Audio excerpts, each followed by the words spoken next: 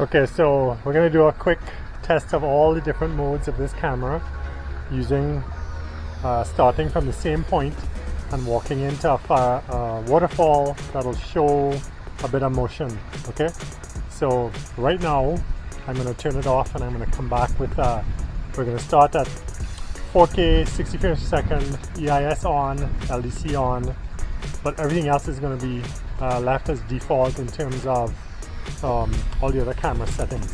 Alright, so here we go, let's just switch off. Okay, 4K 60 frames per second.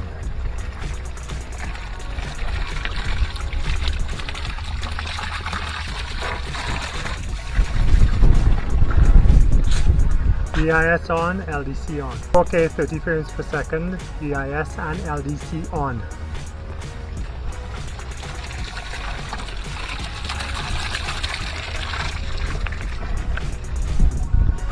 .7K 30 frames per second, EIS on, LDC on.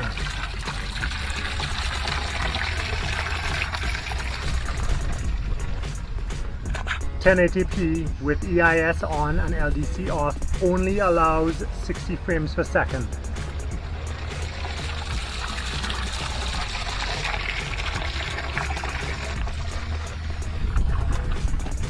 So 720p, 120 frames per second, EIS off, LDC on. Again, the only way to get 720p, 120 frames per second, 720p, 120 frames per second, EIS off, LDC off.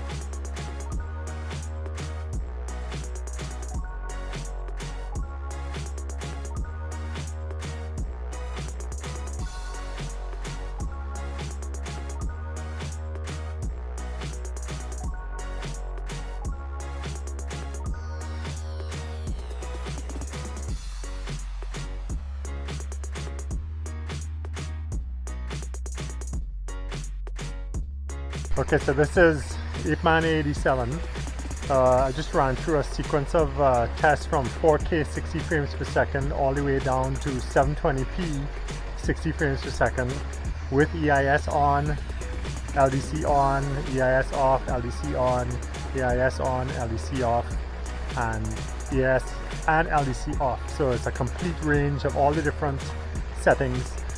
You got to note that for some of these you got to turn EIS off in order to get the higher frame rates for the camera, so that may affect, gives you a larger field of view, but your stability is affected.